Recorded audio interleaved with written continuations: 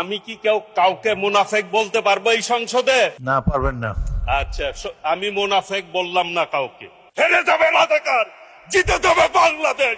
নয়া পল্টনে কড়া বক্তব্য রাখছিল, পুলিশ আসুক, গুলি করুক, দেখি কিভাবে করে। আমি প্রথমে বুক দিয়ে দাঁড়ায় থাকবো। ঠস করে যখন একটা গুলির আওয়াজ হলো, সে সকলের আগে দৌড়ে চলে গেল। ও পার্লামেন্ট কি বুঝবে? একটা বক্তব্য রেখে দিলাম মাইকের সামনে, হ্যাডাম দেখাই দিলাম, বউ দেখলো যে আমার জামাই তো হ্যাডাম দেখাইছে। পার্লামেন্টে একটা বক্তব্য রেখে আসছে। তার কিছু এলাকাতে লোক থাকে, তারাও বলে যে আমার স্যার তো হ্যাডাম দেখাইছে। এটা ভালো বক্তব্য রাখছে। সে যে পার্লামেন্ট শব্দ বানানো করতে পারে না, এটা তো বহু বুঝে না। সংস্কার কি জিনিস এটা তো তার বউ বা তার সমর্থকেরা বুঝে না। সুতরাং মাননীয় প্রধানমন্ত্রীকে চারিদিকের থেকে কিছু দুষ্ট চক্র ঘিরে রেখেছে। আপনাকে এই দুষ্ট চক্র ভেদ করতে হবে, অভিজ্ঞ লোকদের পরামর্শ নিতে হবে। পরামর্শ নিতে কোনো আপত্তি নেই। আমি এখানে একটা উদাহরণ দিতে চাই। প্রেসিডেন্ট জিয়া যখন রাষ্ট্রপতির দায়িত্ব নিল, সর্বপ্রথম আমি একজন লোককে অ্যাপয়েন্টমেন্ট দিলাম, ইস্পাহানি সাহেব। ইস্পাহানি সাহেব যখন রুমে ঢুকলো, উনি আমাকে টেলিফোন করলেন, বলে না সরি, ইস্পাহানি সাহেবকে যখন অ্যাপয়েন্টমেন্ট দিলাম, উনি যখন অ্যাপয়েন্টমেন্ট এটা কার্ডটাকে ওটাতে দেখার পরে উনি আমাকে ডাকলেন, ইস্পাহানি সাহেবের সাথে আমার কি করণীয়, ওনাকে কিসের জন্য তুমি অ্যাপয়েন্টমেন্ট দিয়েছ? আমি যেটা হয়তো আপনাকে আমি আগে বলা উচিত ছিল, আপনি কি ব্যবসা বুঝেন? আপনি তো আর্মির থেকে আসছেন, ব্যবসা তো আপনি বুঝেন না, আমি বুঝি না। সুতরাং ইস্পাহানি সাহেব একজন ব্যবসায়ী, যার বিরুদ্ধে কোনো অভিযোগ নেই, কোনো ধরনের অভিযোগ নেই।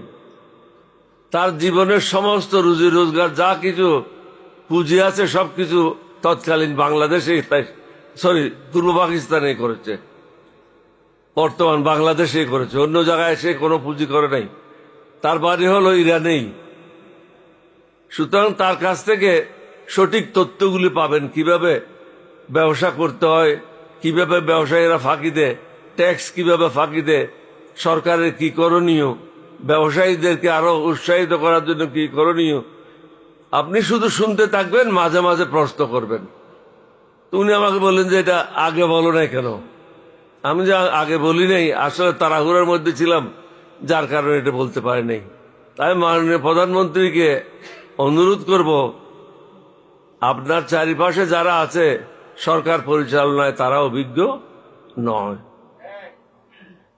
সুতরাং আপনাকে বিপদগামী করছে। রেজাল্ট কি হবে?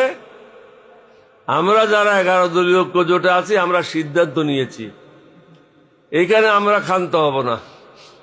এটা হলো আমাদের প্রাথমিক স্টেজ। এরপরের স্টেজ হবে বিভিন্ন বিভাগে বিভাগে জনসভা, এরপরে হবে জেলায় জেলায় জনসভা, এরপরে হবে পুরা বাংলাদেশে জুলাই অভ্যুত্থানের মতো একটা অভ্যুত্থান। এটা কি আপনি সামাল দিতে পারবেন?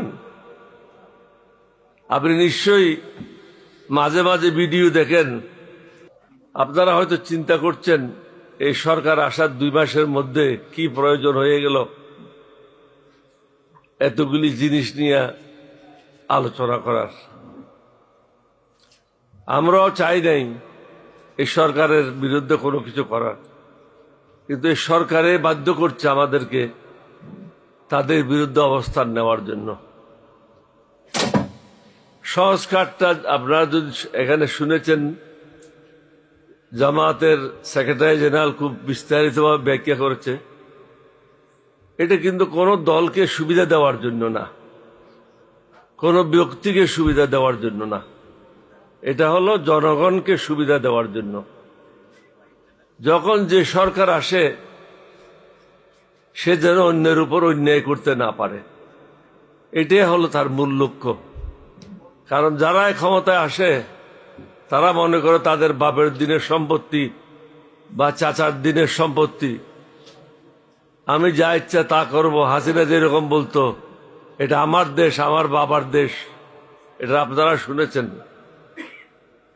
এটা হলো বাংলাদেশ, এটা কারো দেশ না, আমাদের সকলের দেশ। সুতরাং এখানে জনগণ যেটা চায় সেটাই করতে হবে। আমরা সর্বসম্মতিক্রমে সিদ্ধান্ত নিয়েছিলাম যে সংস্কার প্রয়োজন।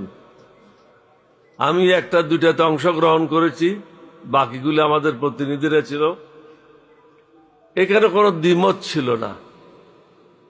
আমি একটা কথায় দুই একটা শুধু আপনাদের সামনে উদাহরণ দিতে চাই, জনগণ যেন আমাদের ব্যাখ্যাগুলি বুঝে।